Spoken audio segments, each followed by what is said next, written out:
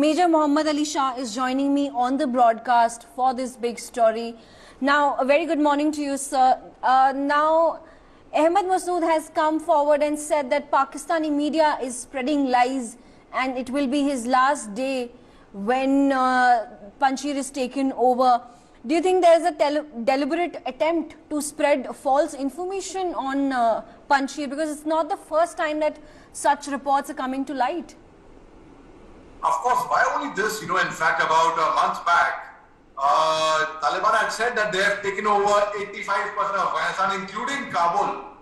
And this was before 15th August. This was before Taliban had taken over Kabul. Now, logically speaking, if you think of it that time, if that was the case, if we were to believe them, they lost credibility firstly. They lost credibility at that time itself. Because at that time, what was Ashraf Ghani doing in Kabul? In the presidential palace? What was Abdullah Saleh doing there in the vice president's house? What was Abdullah, the leader of opposition, what was he doing there? Hamid Karzai was there, Ahmed Masood was there, everybody was safe and sound in their own respective places. So Taliban had lied. Now, Taliban also said a couple of days back that they had taken over Panjshir. Now, let me tell you one thing, strategically, militarily, tactfully, if you look at it tactfully, Panjshir is an area which is on an elevated height and there is snowfall there. It's a very difficult, rugged terrain. So for any military, for any force to come over and take hold of Panjshir is not so simple because the area is such.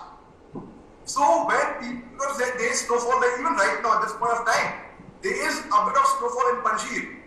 And of course, the terrain and the fighters of Ahmed Masood, so they are well equipped, well trained and prepared to face the Taliban readily. Now when Pakistan propagates this news, Shah Mahmood Qureshi, the defense minister, the foreign minister of Pakistan, Ahmed Masood has also said that he seems more of a mouthpiece of Taliban than an external affairs minister of Pakistan. So Pakistan is actually trying to propagate this news. They are slowly and gradually learning psychological warfare from China. So Chinese are experts at doing that. They can go to any extent to propagate any news. So now they make fake social media accounts, they try to propagate a news, they try to spread the wind, but they do not succeed. Similarly, Taliban, there is definitely a motive of Pakistan behind. The Taliban is at the moment confused. See, you have to understand, it is basically more of they have a tribal society in Afghanistan. And Taliban, most of them are from the Pashtun tribe, most of them.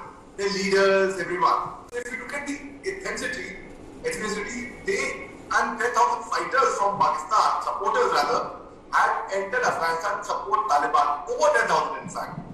So all this is a propaganda. And Ahmed Masood has rightly said it would be his last day if Taliban takes over Panjshir.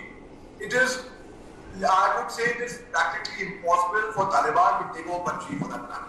Right. Late Friday, celebratory gunfires were also seen across Kabul. Now, what is the message that Taliban is trying to send out with these gunfires that are emerging out of Kabul and Panjshir?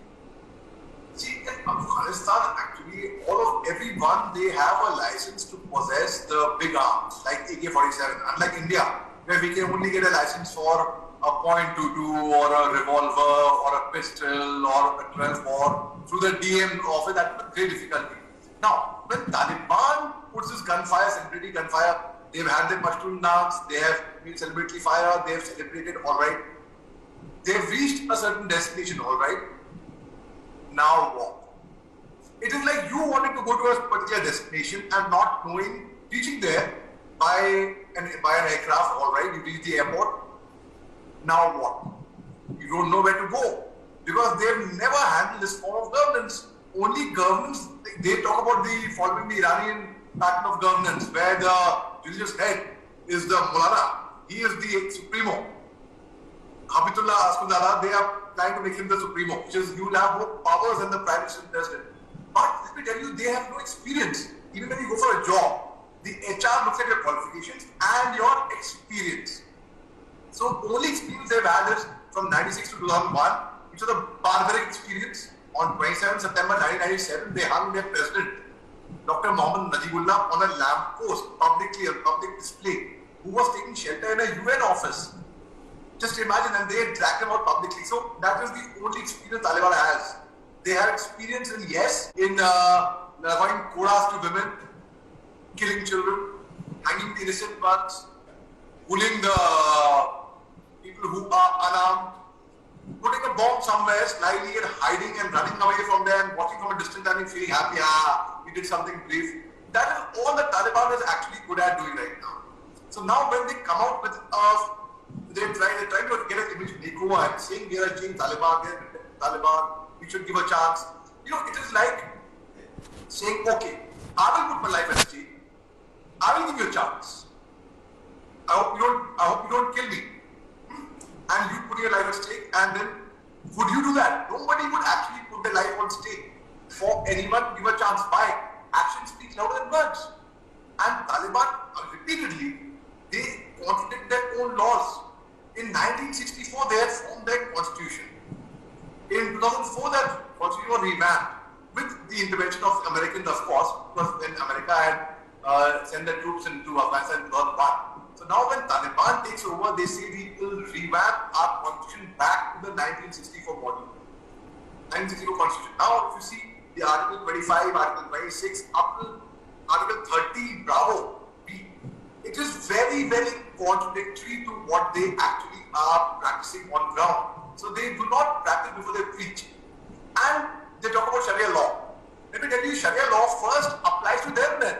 What about them? That's utmost hypocrisy. And two very simple to understand examples. You know, in Islam, any nasha, any drug is prohibited. Now these people have they thrive on the drug business. They thrive on the arms business model. That's the only thing that they know how to do. Second, they say that they will give equal rights to women, all right. They will allow women to work, to get education. They will not pay any poor education. If I even buy that, giving them their due, which they do not deserve, even if I do that. But if you see Singhraj, the spokesperson, appeared on an interview with a lady anchor, and they say we will not allow our ladies to do anchoring. Why? What's wrong with anchoring? What is wrong with anchoring? How is that un-Islamic or against Sharia?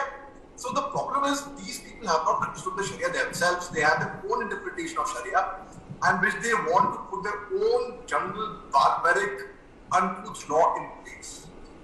Now, isn't it hypocrisy? I've proved it over here. So definitely we have to actually wait and watch and see what is the best of revamp. It is like a simple thing. When Taliban and ISIS, they say they are not in good terms and they are showing to the world that they are actually enemies. I'll give you a very simple example again. It is like a very good machinery.